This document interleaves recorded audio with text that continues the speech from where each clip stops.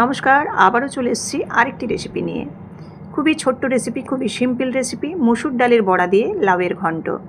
গরমের সময় কিন্তু একদম একটি পারফেক্ট রেসিপি। এর জন্য দেখুন মুসুর ডালটাকে ভিজিয়ে রেখেছিলাম আমি 2 ঘন্টা। তারপর মুসুর ডালটাকে আমি ধনে, জিরে, কাঁচা লঙ্কা, লবণ দিয়ে বেটে নিলাম। এবার এটাকে সরষের তেলের মধ্যে এই বড়াগুলো ভেজে তুলে নিচ্ছি। এবার কড়াই আবারও সরষের তেল দিয়ে এর মধ্যে আমি দিয়ে দিচ্ছি ফোড়নে তেজপাতা, শুকনো লঙ্কা, কুচনো পেঁয়াজ। দিয়ে দিচ্ছি এখানে খুব সামান্য লবণ দিয়ে পেঁয়াজটাকে নরম করে নেব। একটু ভাজা হয়ে গেলে এখানে কাশ্মীরি লঙ্কার গুঁড়ো আর হলুদ গুঁড়ো দিয়ে একটু নাড়াচাড়া করে আদা এবং রসুন বাটা আমি জল সহ দিয়ে দিলাম। এবার দিয়ে দিচ্ছি ধনে গুঁড়ো আর জিরে গুঁড়ো। ধনে জিরেটা দিয়ে মশলাটাকে খুব ভালোভাবে কষিয়ে নেব।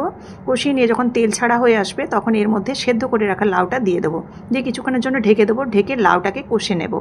কষে নেওয়ার পর এবার লাউয়ের মধ্যে কিছুটা জল দিয়ে দেবো, গরম জল দিয়ে এবার নাড়াচাড়া করে যখন ফুটে উঠবে তখন এর মধ্যে এই বড়াগুলো দিয়ে দেবো।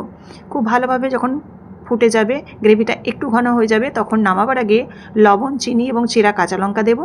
দিয়ে আরও 5 মিনিটের মতো নাড়াচাড়া করে ফুটিয়ে নিলেই রেডি হয়ে যাবে এই গরমের সময় সুন্দর একটি সুস্বাদু রেসিপি, মুসুর ডালের বড়া দিয়ে লাউয়ের ঘন্ট। তো অবশ্যই আপনারা বানিয়ে দেখতে পারেন, ভীষণ ভালো খেতে হয়। রেসিপিটি যদি ভালো লেগে থাকে অবশ্যই লাইক, কমেন্ট এবং শেয়ার করতে ভুলবেন না। আর প্রত্যেক দিন এরকম নিত্য নতুন রেসিপি দেখার জন্য অবশ্যই চ্যানেলটিকে সাবস্ক্রাইব করে পাশে থাকবেন। টাটা।